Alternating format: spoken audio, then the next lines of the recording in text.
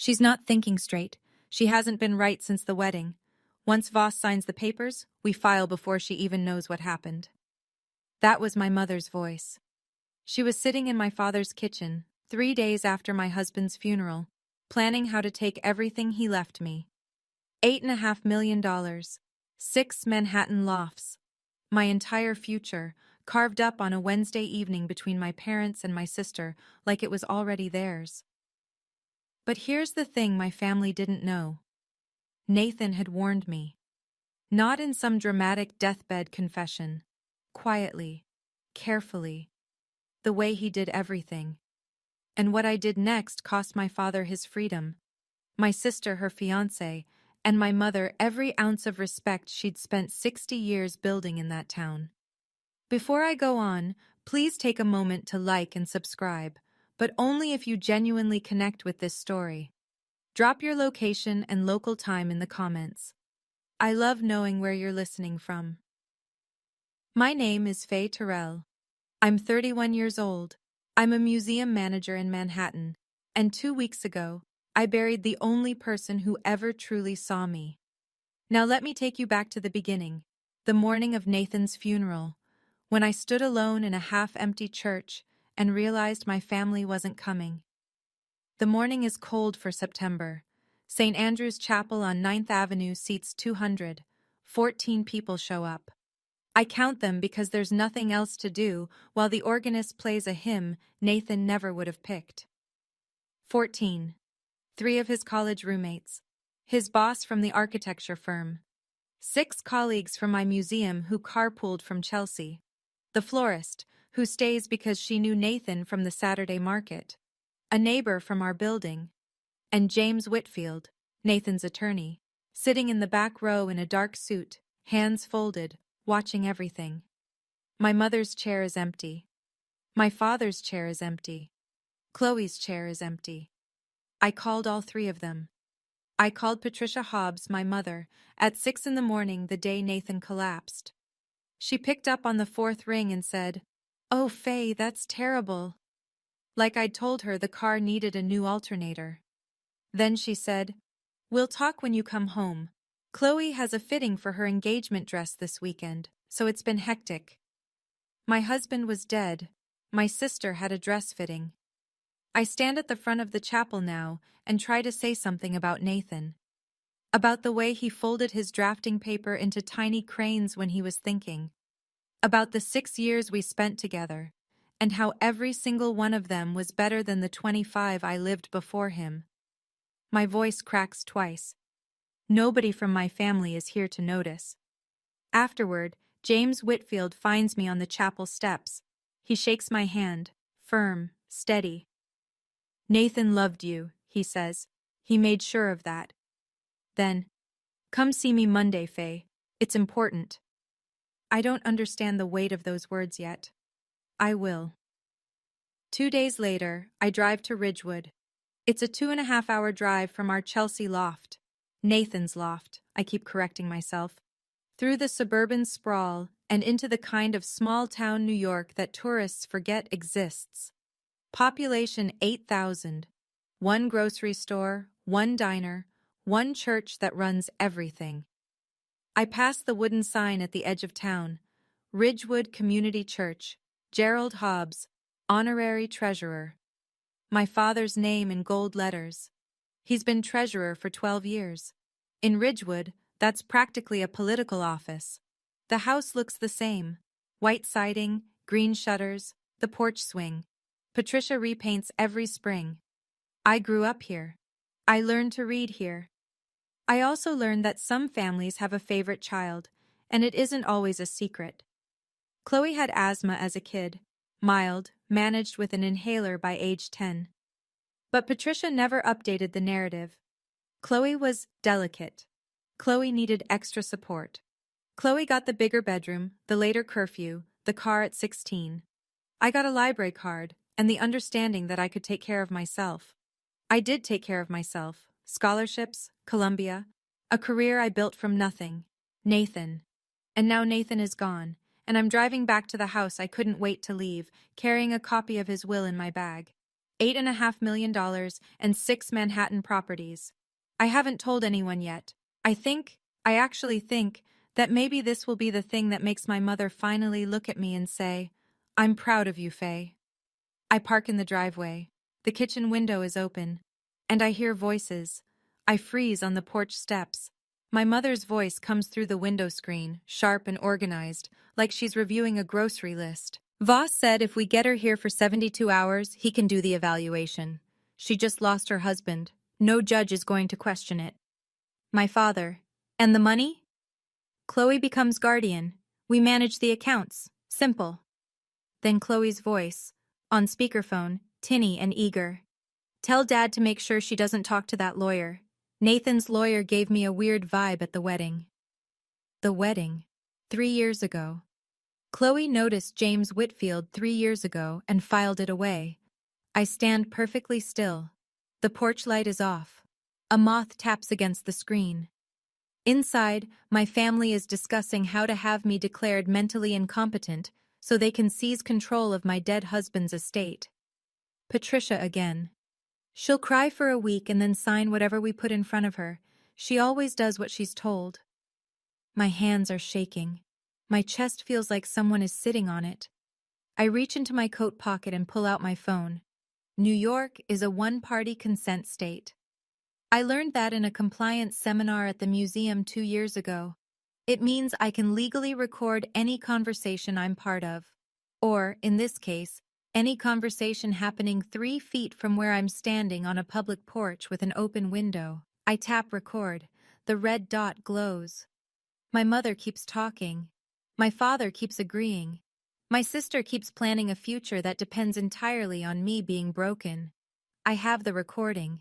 I just don't know what to do with it yet. I stop the recording, pocket my phone, and ring the doorbell like I just arrived. Patricia opens the door. Her face shifts, from calculation to warmth, in under a second. She pulls me into a hug. Lavender perfume, the same brand she's worn my whole life. My poor baby, she says. We're here for you now. The word now hits different when you've just heard someone plotting to strip your legal rights. Gerald stands behind her in the hallway, hands in his pockets. He nods. You should stay a few days, Faye. Rest. There's no rush to go back to the city. No rush, because they need 72 hours. I smile. I say, thanks, Dad. I think I just need to be home for a while. I watch his shoulders relax. Patricia squeezes my arm and guides me toward the kitchen. There's tea on the counter, a plate of cookies from the church bake sale. Everything looks like love. Everything sounds like love. I excuse myself to my old bedroom upstairs.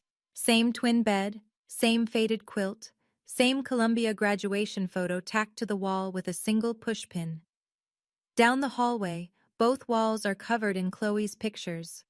Prom, cheerleading, sorority formal, engagement party. 47 framed moments. My graduation photo is 4 inches by 6 inches, and the pushpin is rusting. I lock the door. Call James Whitfield. Voicemail.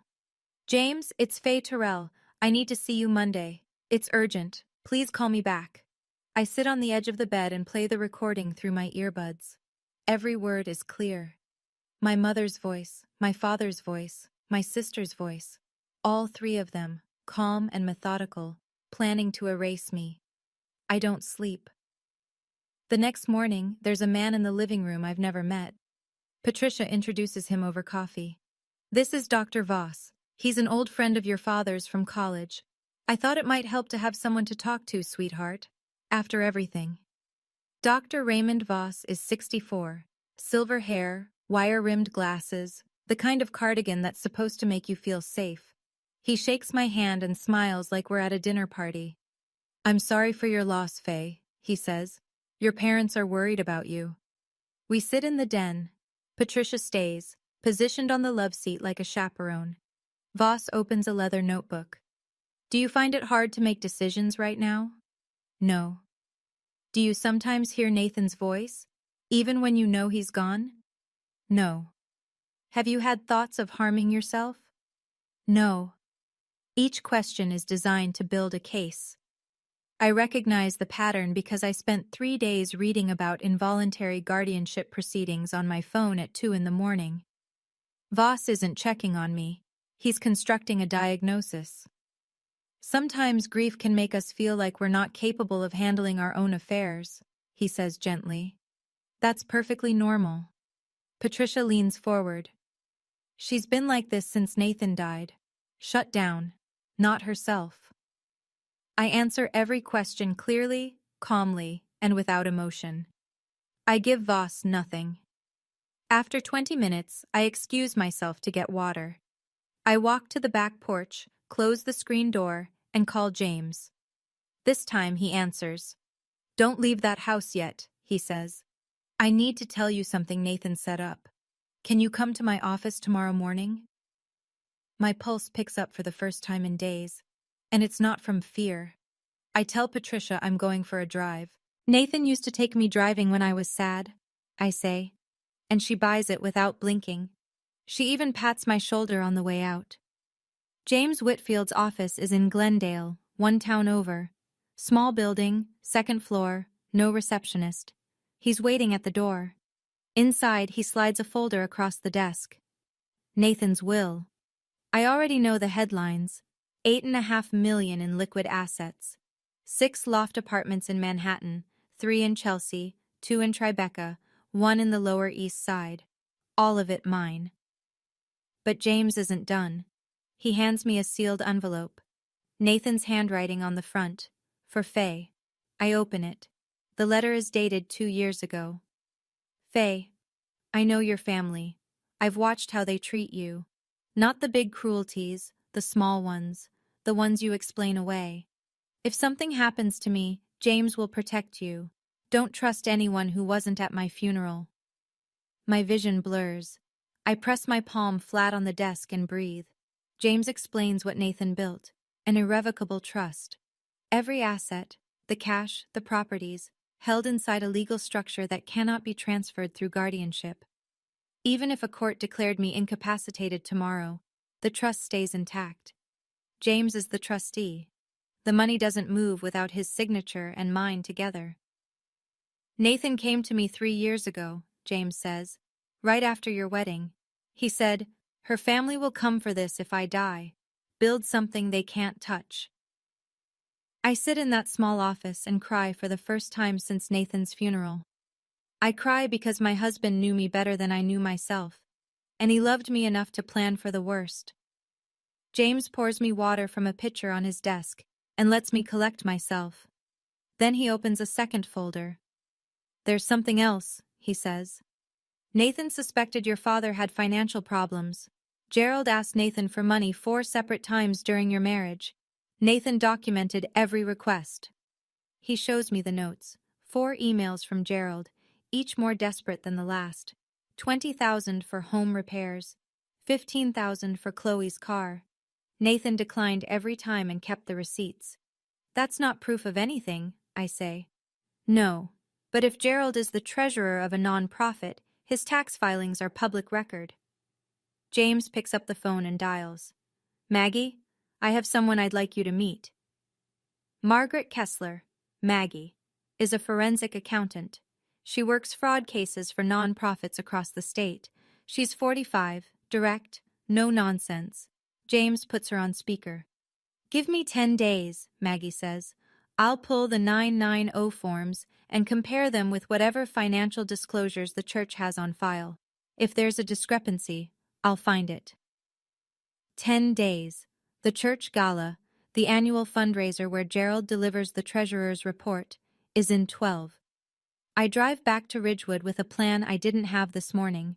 Stay in the house, act grief-stricken. Let Patricia and Gerald believe I'm falling apart. Give Maggie time, give James time. Don't let anyone take my phone. Patricia is in the kitchen when I walk in. Where did you go, honey? For a drive, I say. Nathan used to take me on drives when I was upset. She smiles, satisfied, almost tender. Her obedient daughter, still broken, still manageable. I go upstairs, I lock the door, and I stop hoping my mother will change. I start planning for who she actually is. The next morning, my car keys are gone. I find Patricia at the kitchen table, reading the Ridgewood Gazette, coffee in hand. "I moved your keys to the drawer," she says without looking up. "You shouldn't be driving right now, Faye, not in this state." "I'm fine to drive, Mom." "You're grieving. Let your father take you wherever you need to go." She turns a page. Conversation over. By noon, Gerald has scheduled a second appointment with Dr. Voss. At the house tomorrow, no discussion. "He just wants to follow up," Gerald says at lunch, chewing a sandwich. "Standard stuff." At 2 o'clock, Chloe calls on FaceTime. She's at a bridal boutique, veils draped over every surface. "Hey, so Mom says you should sign a power of attorney while you're home, so we can help manage things while you grieve." She holds up a veil. "What do you think of this one?" "I'm not signing a power of attorney, Chloe." "God, don't be difficult. It's what families do." "Just sign it, Faye. It's not like you have anyone else to help you." She hangs up before I can respond. That evening, I try to check my email on the laptop in the den. The Wi-Fi password has been changed. Gerald shrugs when I ask. "Must have reset during the storm last week. I'll look into it." There was no storm last week. I checked. I go to the bathroom, lock the door, and text James on cellular data. "They're accelerating. Patricia took my car keys. Changed the Wi-Fi. Voss is coming back tomorrow. How much time does Maggie need?" James responds in under a minute. "She needs 8 more days. Hold your ground." 8 days. I can do 8 days. The phone rings at 9 that night. Unknown number, 845 area code. I almost don't answer. "Faye, it's your Aunt Helen." I haven't heard Helen Briggs' voice in 8 years. Patricia's older sister, cut off completely after a fight I was never given details about. Growing up, Helen was the aunt who sent birthday cards with $20 bills and handwritten notes. Then one Christmas, she just stopped existing. Patricia said Helen was toxic and jealous, and that was the end of it. "I saw the obituary on Facebook," Helen says. "Nathan, I'm so sorry, sweetheart." "Thank you." I keep my voice low. Patricia is downstairs watching television. "Listen to me carefully," Helen says. "I know what your mother is. She did the same thing to our mother before she died." I sit on the edge of the bed. "What do you mean?" Helen tells me. 8 years ago, their mother, my grandmother, Dorothy, was diagnosed with mild cognitive decline. Patricia immediately petitioned for guardianship, not to care for Dorothy, to sell her house and control her savings. Helen found out, hired an attorney, and blocked the petition. Dorothy recovered enough to live independently for 3 more years. Patricia never spoke to Helen again. "She tried to control Mom's money using a medical excuse," Helen says. "And she's doing it to you now. I can feel it." I close my eyes. The pattern is so clear it's almost elegant. Same playbook, same target. A woman in the family who's vulnerable and alone. "If you need a witness," Helen says, "I'm here. I will not let her do this to you." When I hang up, I have 3 allies: James, Maggie, and now Helen, the aunt my mother tried to erase because she told the truth. Voss arrives at 10 the next morning with a leather briefcase and a printed form. This time, Patricia doesn't pretend it's casual. She sits at the dining room table beside me, not across from me, beside me, like a mother at a school conference. Gerald stands near the window, arms crossed. Voss slides the form across the table. "I think it would be best for you to have family support in managing your affairs," he says. "Temporary, of course, just until you're feeling stronger." I read the document, every word. It takes me 4 minutes. Nobody speaks. It's a petition for temporary financial guardianship. If I sign, my sister, Chloe Marie Hobbs, gains legal authority over all my financial decisions, bank accounts, property, investments, everything Nathan left me, managed by a 27-year-old who can't hold a job for 6 months. I set the form down. "I'd like my own attorney to review this first." Patricia's hand lands on my forearm. "You don't need a lawyer, Faye. This is family." "I appreciate that, but I'm not signing anything today." The room goes cold. Gerald uncrosses his arms. Voss clicks his pen. Patricia's fingers tighten on my arm, just enough that I feel the pressure. "Sweetheart," she says, "we're trying to protect you." Protecting me and controlling me are not the same thing, Mom. I stand up, take the form, and walk to my room. Behind me, I hear Patricia's voice, low and hard. "Fine, we'll go to court." I close the door, fold the form and slide it into my suitcase. Another piece of evidence. Another 48 hours survived. Maggie needs 6 more days. The gala is in 8. I just have to keep breathing. Chloe drives up from the city on Saturday. She brings Ryan. Ryan Alcott is 29, a software engineer, from a normal family in New Jersey. He shakes my hand at the front door and says, "I'm really sorry about Nathan, Faye. He was a good guy." He means it. I can tell because his eyes don't slide away when he says it. Patricia makes lunch. It's almost domestic, almost convincing. Gerald carves a roast. Chloe talks about centerpieces. Ryan asks me about the museum. Then Ryan steps outside to take a work call and the mask drops. Chloe leans across the kitchen island. "Look," she says, "just cooperate. Mom's doing this for all of us." All of us. "Do you know how much my wedding costs? I can't keep putting it on credit cards." "How much are you in debt, Chloe?" She waves a hand. "That's not the point. The point is, Ryan doesn't know about the debt." She lowers her voice. "And he definitely doesn't need to know about any of this. So just sign the papers and everything goes back to normal." Normal? Don't be selfish, Faye. You don't even need that money. She picks up her wineglass. "Nathan's dead. What are you going to spend it on?" I set down my fork. I look at my sister, 27, polished nails, borrowed confidence, a fiancé in the backyard who has no idea he's engaged to a stranger. "Nathan's dead," I repeat. "You're right. And I'm going to spend his money on whatever I decide, because it's mine." Through the window, Ryan is laughing into his phone. Kind, open, clueless. He deserves to know who he's marrying. He just doesn't know it yet.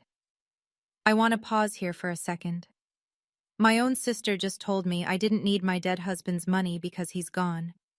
Reduced everything Nathan built, everything we built together, to a line item on her wedding budget. If you've ever had someone turn the worst moment of your life into their personal ATM, then you know exactly what I felt standing in that kitchen. If this story is hitting close to home, hit that subscribe button. Not for me. For the version of you that needed someone to say, "Your grief is not their opportunity." Now let me tell you what happened next, because Maggie finally called. I find my car keys in the junk drawer where Patricia hid them. I tell Gerald I'm going to the pharmacy. He barely looks up from his crossword. I park behind the Glendale Public Library and call Maggie. "I've got something," she says. No preamble, no small talk. The church's Form 990 filings for the last 3 years show total incoming donations of approximately $180,000, but the internal financial reports Gerald submitted to the church board only account for $133,000 in expenditures and balances. That's a $47,000 gap. $47,200, spread across 47 individual transactions over 36 months, each one between $500 and $2,000. Small enough to avoid automatic flags, all routed to a personal account that matches your father's banking information. Classic skimming. I remember Nathan's emails, Gerald asking for money, each time more desperate. The timeline fits. Gerald was already in the hole when he started asking my husband for bailouts. "How much more time do you need?" I ask. 5 days for the full certified report. The church gala is in 8 days. "Can we present the findings at the gala?" Maggie pauses. "If the church board agrees, yes. But you'd need the pastor on your side." I call James next. He's already 1 step ahead. "Reverend Harris is a straight arrow," he says. "If I show him preliminary numbers, he'll want the truth. Give me 24 hours. I drive back to Ridgewood with the windows down. The air smells like cut grass and wood smoke. My father is in that house right now, planning to steal my freedom. He's been stealing from his church for 3 years. In 8 days, both things end. I go for a walk the next afternoon, fresh air, clear head. I make it half a block before Mrs. Carroll intercepts me. She's 70, white perm, church choir soprano, and Ridgewood's most reliable conduit of gossip. "Oh, Faye," she clasps my hands. "Your mother told me you've been having such a hard time. She said you won't eat, won't sleep. She's so worried about you." I ate a full plate of pasta last night. I slept 6 hours. Patricia watched me do both. "I'm doing okay, Mrs. Carroll. Thank you." "Well, if you need anything, your mother is a saint, you know. Truly." 2 blocks later, Mr. Dalton stops me outside the hardware store. Same script, different mouth. "Pat mentioned you might need someone to check in on you. She's been worried sick." Patricia isn't just running a legal scheme, she's running a public relations campaign. Every conversation, every concerned whisper over the fence, every casserole delivered with a sorrowful headshake, she's building a wall of witnesses. If this goes to court, the judge won't just hear from Dr. Voss. He'll hear from neighbors, church friends, the entire social fabric of Ridgewood, all of them primed with the same message. Poor Faye. She's always been fragile. Losing Nathan pushed her over the edge. I call Helen from the back porch that night. "She's poisoning the well," I say. "She did the exact same thing with Mom," Helen says. "Told everyone in town that Mom was confused and wandering months before she filed for guardianship. By the time I showed up with a lawyer, half the neighborhood was ready to testify against our own mother." Small town, same playbook, different decade. "How did you stop it?" I ask. I didn't wait for permission to tell the truth. Dinner. Pot roast, mashed potatoes, string beans from Gerald's garden. Patricia lights a candle. It could be Thanksgiving if you didn't know better. Gerald sets down his fork. "Faye, we need to talk about the future." Here it comes. Nathan was a generous man, but he didn't understand how families work. There are responsibilities. The house needs a new roof. Your mother deserves a comfortable retirement. Chloe's wedding. Nathan left very specific instructions in his will. Gerald's face reddens. A will can be contested. Under the table, Patricia's hand moves to Gerald's knee. A squeeze, a warning. He takes a breath. "All I'm saying is, there are costs, real costs. And family takes care of family." I set my napkin beside my plate. "What exactly has Mom done for me, Dad?" Silence. The candle flickers. Patricia stands. Both palms hit the table. The plates rattle. "After everything we sacrificed for you, the roof over your head, the food on this table, you didn't come to my husband's funeral." The sentence lands like a slap. Gerald stares at his potatoes. Patricia's mouth opens, closes. "I buried Nathan in front of 14 strangers," I say. "And the 3 of you were here, in this kitchen, talking to a psychiatrist about how to take my money." I push my chair back. I need some air. I walk outside. The screen door clicks shut behind me. In my coat pocket, my phone is still recording. Through the window, I hear Gerald's voice, thin and strained. "She knows. Pat, she knows. And Patricia, she doesn't know anything. She's guessing. She's wrong. I'm not guessing. I'm documenting. 5 more days until the gala." The email arrives at 11:14 on a Tuesday night. I'm lying in bed, scrolling through nothing, when my phone buzzes. From Chloe Hobbs. Subject, timeline. It takes me 3 seconds to realize this wasn't meant for me. Chloe was forwarding an email to Patricia. Our names sit next to each other in her contacts. Faye, then family group, then Mom. She hit the wrong one. The email reads, "Mom, when is Voss sending the paperwork to the court? Ryan is asking about wedding deposits and I need to lock in the venue this month. Here's the updated budget, attached. Everything marked F accounts is what we'll pull once the guardianship goes through. Don't tell Ryan." The attachment is a spreadsheet. I open it. Florist, $4,200. F accounts. Venue deposit, $12,000. F accounts. Photographer, $3,800. F accounts. Dress, final fitting, $6,500, F accounts.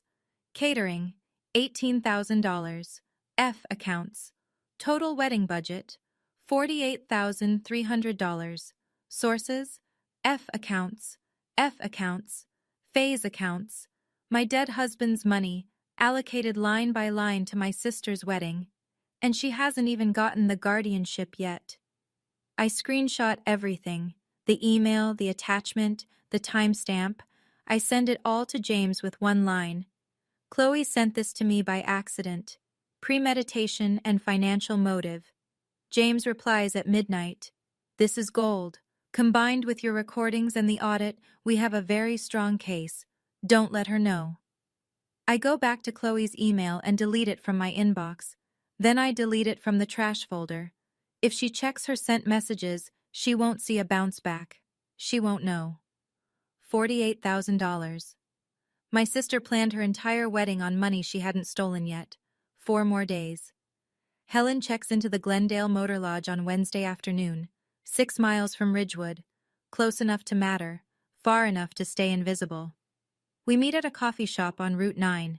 Helen is 62, taller than Patricia, broader shoulders, the kind of face that doesn't bother with makeup. She's wearing a corduroy jacket and carrying a manila folder.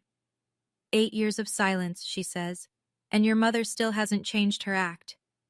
The folder contains copies of everything from the guardianship battle over their mother, Dorothy. A petition Patricia filed claiming Dorothy was a danger to herself. Letters from Patricia's attorney demanding control of the house, and Helen's counterfiling. A doctor's report confirming Dorothy was cognitively sound enough to live independently.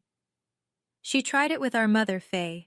Same doctor trick, same isolation, same story to the neighbors. Poor Dorothy, she's confused, she wanders, she needs help. Helen taps the folder. I stopped her then. You're stopping her now. I stare at the documents. The same language, the same strategy, separated by 8 years and 1 generation. Patricia didn't invent a new plan for me. She dusted off the old one. I'll be at the gala, Helen says. I'll sit in the back. I won't say a word until it's time. I nod. My throat is tight. Your grandmother held on for 3 more years after I filed that counter-petition, Helen says. She used to talk about you, said you were the one in the family who got out. She reaches across the table and squeezes my hand. Nathan sounds like he was a good man. He was. Then don't let them take what he built for you. I drive back to Ridgewood with the windows up and the radio off, turning Helen's words over like stones. James meets with Reverend Thomas Harris on Thursday morning. I'm not there. I can't be, not without tipping off my parents. But James calls me afterward from his car. He's in, James says. Reverend Harris is 58, ordained for 30 years, and the kind of man who shakes your hand with both of his. He's led Ridgewood Community Church since before Gerald became treasurer. He's also a former auditor for the Episcopal Diocese, which means he reads financial statements the way most people read menus. James showed him Maggie's preliminary numbers, the $47,200 discrepancy, the 47 transactions, the routing to Gerald's personal account. He didn't say a word for 2 full minutes, James tells me. Then he said, 12 years I trusted that man. Harris convened an emergency session of the church board, 4 members, closed door, confidential. They reviewed the numbers. They called Maggie directly, and they made a decision. At the annual gala, instead of Gerald's usual treasurer's report, Maggie will present the certified independent audit. It will be framed as a routine transparency initiative, something the board has been planning for months. Gerald won't suspect a thing because there's always a financial segment at the gala. This year, someone else is delivering it. Harris said something else, James adds. He said he wants Faye there, front and center. He said, if Gerald's family knew what he was doing, they deserve to hear the truth first. If they didn't know, they still deserve to hear it. I stand in the Glendale Library parking lot, phone pressed to my ear, and feel the ground shift under me. 3 days from now, my father will stand in front of his community and give a speech about trust, and the truth will be sitting 2 rows behind him. Patricia finds out about Helen on Friday.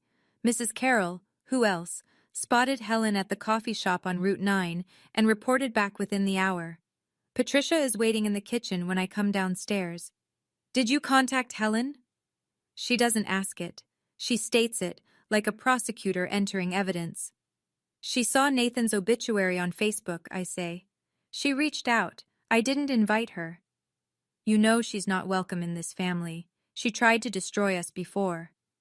She asked how I was doing, that's all. Patricia's jaw tightens. "If Helen shows up at the gala, I will make a scene. She is not family anymore." Gerald appears in the doorway, coffee mug suspended. "Why is Helen here? What does she want?" Patricia turns to him with the calm, measured voice I've heard her use on church committees and school boards and anyone who needs to be managed. "She doesn't know anything. She's just here to stir trouble like she always does." But I can see it. The flicker behind Patricia's eyes. She's rattled. Helen is the one person who's beaten her before, and now Helen is 6 miles away. For the rest of the day, Patricia shadows me. She appears in doorways.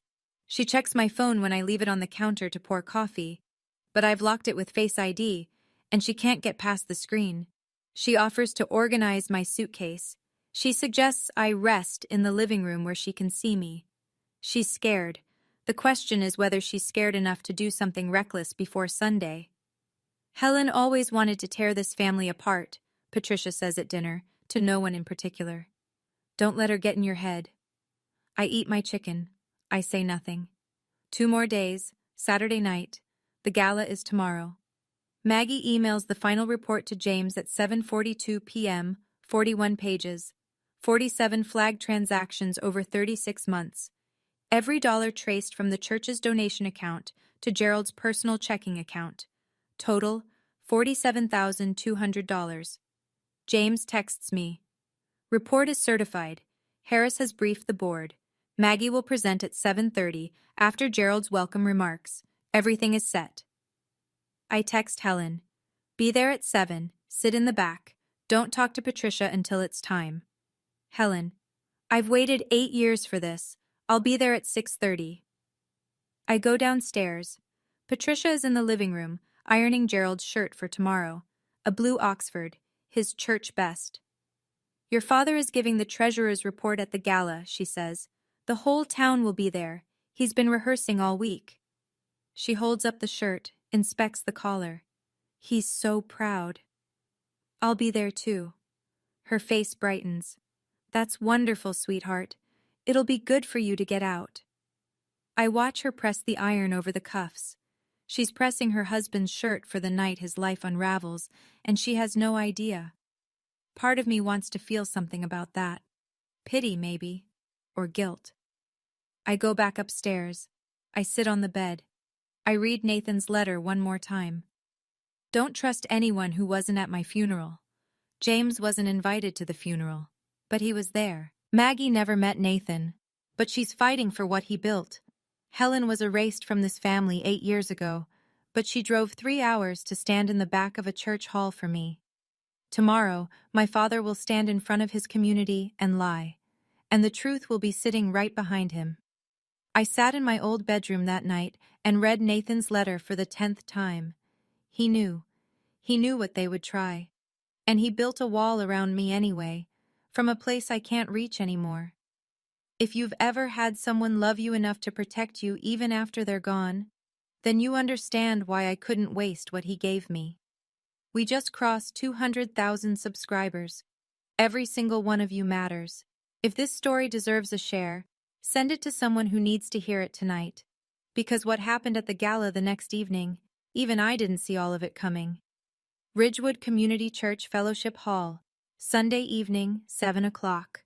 120 people in folding chairs around circular tables covered in white cloth, mason jars with wildflowers, a banner across the stage, Building Together, annual community fundraiser. Gerald walks to the podium in the blue Oxford shirt Patricia ironed last night. He adjusts the microphone. He smiles.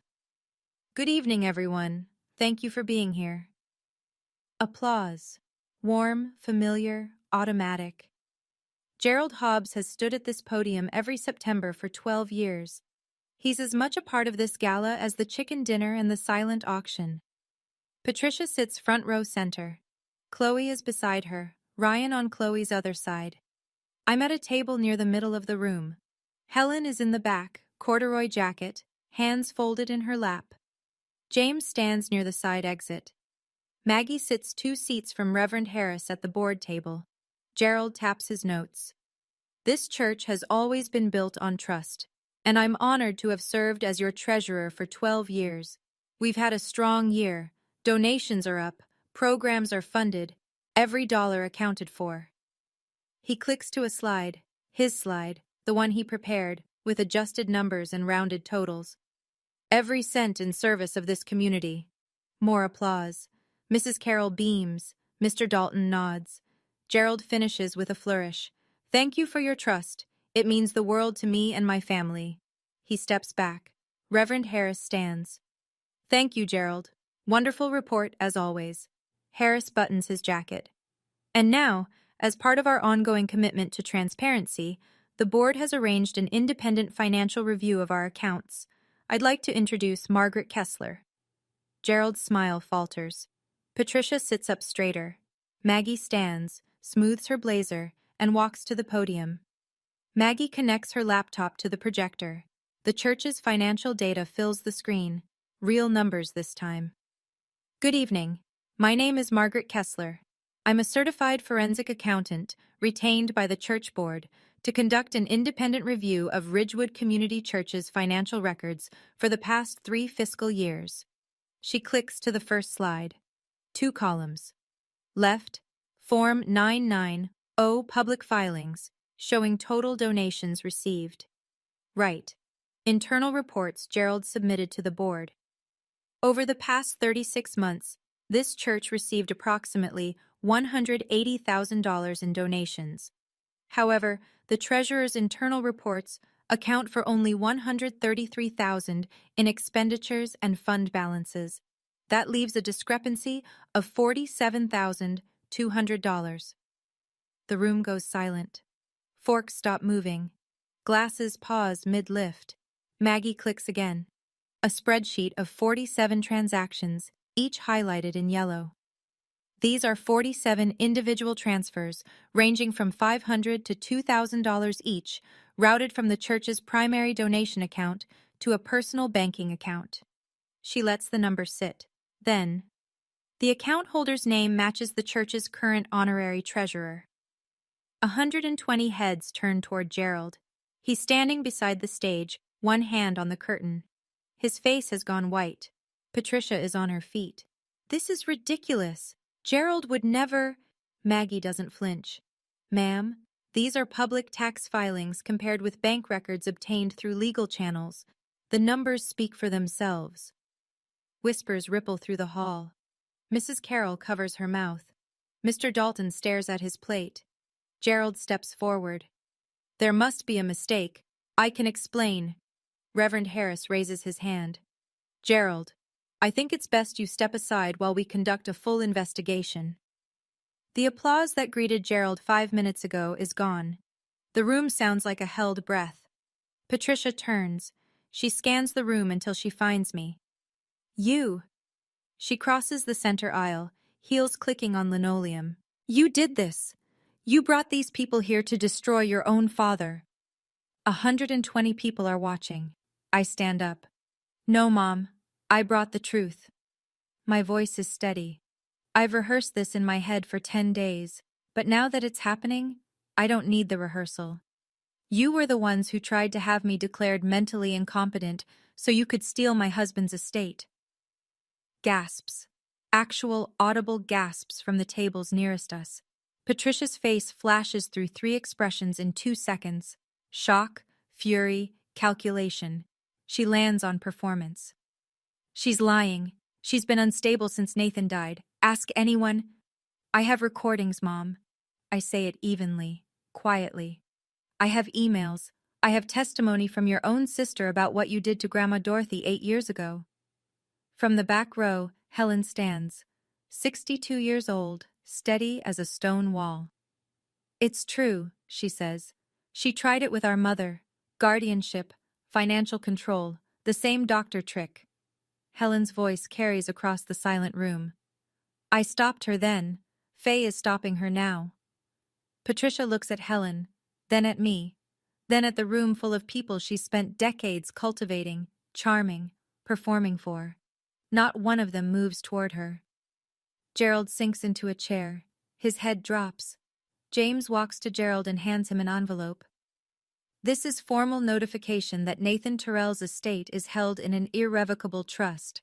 No guardianship, no court order, and no family petition can alter its terms."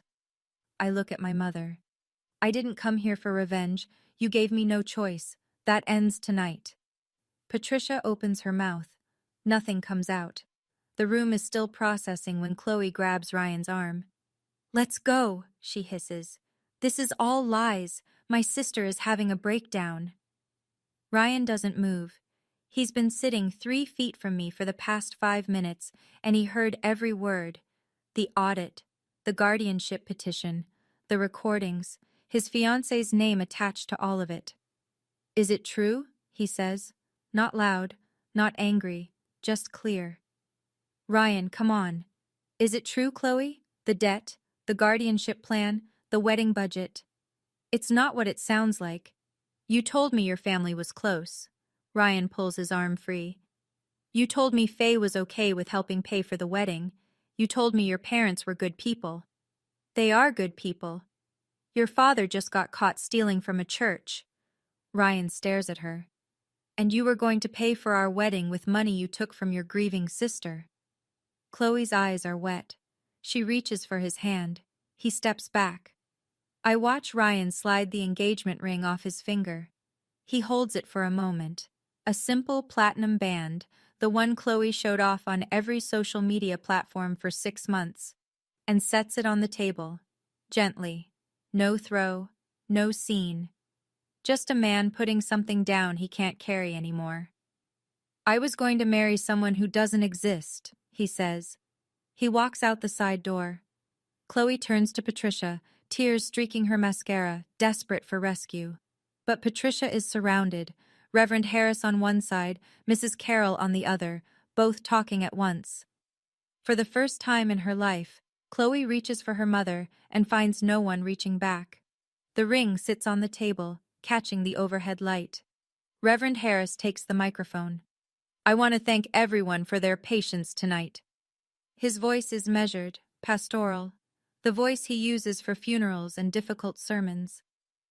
"The church board will be launching a full investigation into the financial discrepancies presented this evening. Gerald Hobbs has been relieved of his duties as honorary treasurer, effective immediately. We will cooperate fully with the appropriate authorities." The room absorbs this like a blow to the chest. 12 years of Gerald's name on the sign outside, 12 years of handshakes and Christmas fund drives and community trust, dissolved in a single paragraph. A few people glance at me, not with pity this time. Something else. Respect, maybe. Or the uncomfortable recognition that they believed the wrong person for a very long time. Mrs. Carroll finds me near the coffee table. Her eyes are red. "I'm sorry, Faye. I believed everything your mother told me." She presses my hand. "I should have asked you how you were doing, not her." Gerald hasn't moved from the chair near the stage. He sits with his hands between his knees, staring at the floor. Patricia tried to leave through the main entrance, but a young woman from the Ridgewood Gazette, a journalism student, barely 22, caught her in the foyer with a notepad and a question Patricia couldn't dodge. James finds me by the side door. "The DA's office will want to see Maggie's report," he says. "Embezzlement from a nonprofit is a Class E felony in New York. They'll open a case." "What about Voss?" "I'm filing a formal complaint with the state medical board tomorrow morning. 2 prior complaints plus this. His license is done." I nod.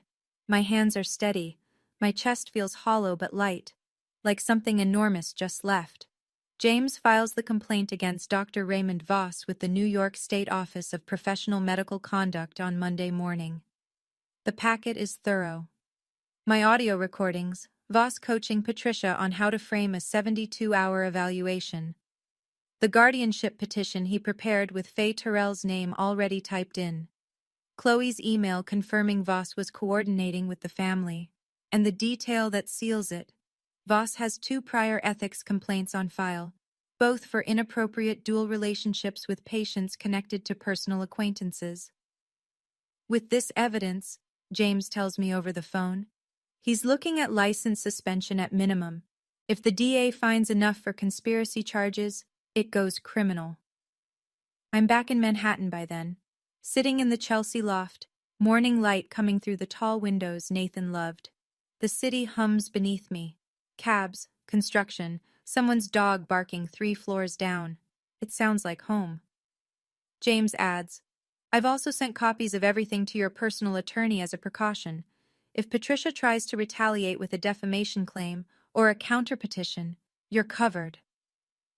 That afternoon, Gerald's phone rings at the house in Ridgewood. It's Voss. James's paralegal confirmed this through a mutual contact. Voss is panicking. What did you get me into, Gerald? I could lose my license. I could face charges. Gerald doesn't answer. According to Patricia, who called Chloe, who mentioned it to Ryan before he blocked her number, who then texted me unprompted, Gerald has barely spoken since Sunday night. He sits in his recliner. He doesn't eat. He doesn't watch television. He stares at the wall where his church service award used to hang. Patricia took it down Monday morning, before the neighbors could see. The alliance is crumbling, and nobody is reaching for the pieces. The call comes on Tuesday evening. Patricia. I almost let it ring. Then I pick up, because this is the last time and I know it. You've destroyed this family. Her voice is hoarse. Whether from crying or from shouting, I can't tell. Your father could go to prison. Is that what you want? Dad destroyed this family when he stole from the church. You destroyed it when you planned to steal from me. Silence. Then the shift. I've heard it 1,000 times. The pivot from attack to performance. I'm your mother, Faye. Softer now, wounded. Everything I did was because I love you. Every decision, every sacrifice. You don't understand what it costs to raise 2 children. You weren't at Nathan's funeral, Mom. And keep a family together when money is tight and your husband. You weren't at Nathan's funeral. I say it again, slower. You were in this kitchen, with Dad, with a psychiatrist you hired to take away my rights, while my husband's body was still warm. Nothing. That's not love. That's not sacrifice. That's a plan. I hear her breathing, quick, shallow. I wait. Faye. Her voice drops to a whisper. Please, I'm your mother. And I'm your daughter. But you treated me like an account to be managed, not a person to be loved. And I'm done. More silence. I let it stretch. I've spent 31 years filling Patricia's silences with excuses, apologies, accommodations. I'm finished filling them with anything. I'm going back to Manhattan, I say. Don't contact me unless it's through a lawyer. I hang up. My hand is steady. My chest aches, but it's the ache of a bone resetting, not breaking. There's a difference. I used to think love meant enduring. Now I know it means choosing yourself when no one else will. Wednesday morning. I pack my suitcase in the room I grew up in for the last time. I fold clothes. I zip compartments. I check the nightstand drawer. Empty. I check the closet. Bare. Then I look at the wall. The Columbia graduation photo is still there. 4 inches by 6 inches, 1 rusting pushpin. I took that picture on a bright May afternoon, alone, holding the camera at arm's length because nobody came to the ceremony. I mailed a copy to Patricia. She tacked it here and never mentioned it again. I pull the pushpin out and slide the photo into my bag. Downstairs, the house is quiet. Gerald's recliner is empty. Patricia's coffee mug sits unwashed in the sink. I don't know where they are, and for the first time in my life, I don't need to. I lock the front door with the spare key and leave it under the mat. The drive out of Ridgewood takes me past the church. I slow down without meaning to. The wooden sign by the road has been updated. Gerald's name is gone. The gold letters have been scraped off, leaving a pale rectangle where 12 years of false trust used to be. I merge onto the highway, 2.5 hours to Manhattan. The drive feels shorter than it did 2 weeks ago, maybe because this time I'm driving towards something instead of away. The loft is quiet when I get home, sun through the tall windows, Nathan's drafting table in the corner, still covered in paper cranes. On the kitchen counter, flowers from Maggie, white peonies, no card needed, an envelope from James. Nathan would be proud. And a text from Ryan Alcott. I'm sorry for what my ex-fiancé's family did to you. Thank you for the truth. I set my bag down. I'm home. 3 months pass. Here is what happens. Gerald pleads guilty to embezzlement from a non-profit organization, a Class E felony under New York law.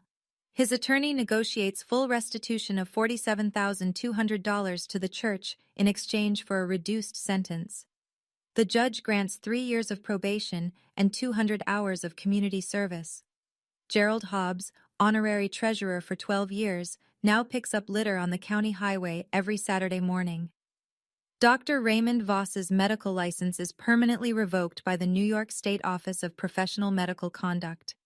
The board cites a pattern of inappropriate dual relationships and willful participation in a fraudulent competency evaluation.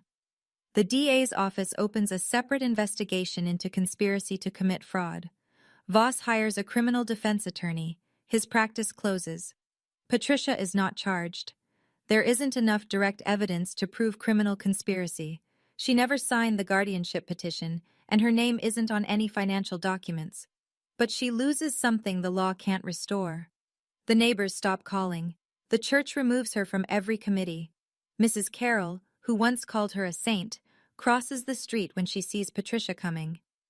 In a town of 8,000, social death is its own sentence. Chloe moves back to Ridgewood. The engagement is over. Ryan blocked her number, returned her belongings in a box, and told their mutual friends exactly why. She owes $32,000 in credit card debt, with no one left to bail her out. I get promoted to associate director at the museum. I use part of Nathan's estate to establish the Nathan Terrell Memorial Scholarship for emerging artists, first-generation college students who don't have anyone coming to their graduation. The money didn't change my life. What Nathan saw in me, what he trusted me to protect, that changed everything. James calls me on a Friday afternoon in December. Nathan left one more thing, he says. He asked me to give it to you 3 months after everything's settled. I drive to James's office in Glendale. He's waiting at the door, same as the first time, except now he's almost smiling. He hands me a sealed envelope. Same handwriting, same blue ink. Nathan always used blue ink because he said black felt too serious for someone who folded paper cranes for fun. I open it in the car. I can't wait. I sit in the parking lot with the engine off and the heater running and I read. Faye, if you're reading this, it means you made it through. I'm sorry I couldn't be there. I'm sorry for every morning you had to wake up and figure things out alone. But I need you to know something. The day I married you was the day I finally understood what courage looks like. It wasn't me. It wasn't the houses, or the money, or the plans I made with James. It was you, walking into Columbia with nobody behind you, building a career nobody handed you, loving me even when I worked too late and forgot to call. You are the bravest person I've ever known. And you don't need anyone's permission to believe that. Not mine, not theirs. Go be extraordinary. You already are. Nathan. I sit in that parking lot for a long time. The sun goes down. The streetlights come on. I read the letter twice more, then fold it carefully and slide it into the bag beside my Columbia graduation photo. 2 small things, the smallest things I own, worth more than 6 Manhattan lofts, and every dollar in every account that carries my name. January. The museum opens a new exhibition, Resilience in Art, Works of Survival and Transformation. I curated it. My name is on the placard by the entrance. Opening night. The gallery is full. Critics, donors, artists, college students who got in free because that's how Nathan would have wanted it. Helen is in the front row.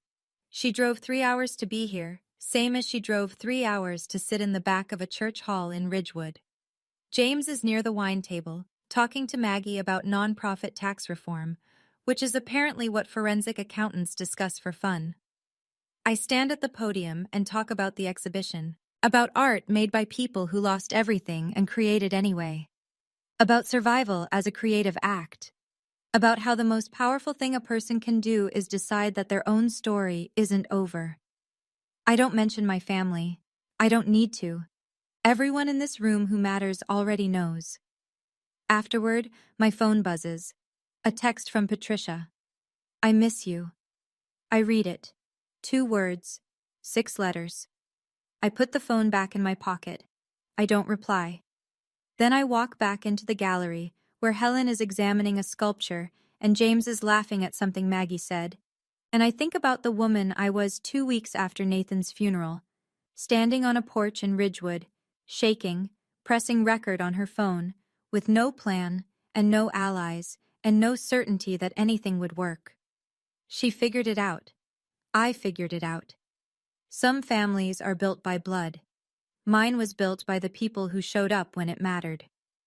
On my desk at the museum, beside the nameplate that reads Associate Director, there's a 4x6 graduation photo and 2 folded letters in blue ink.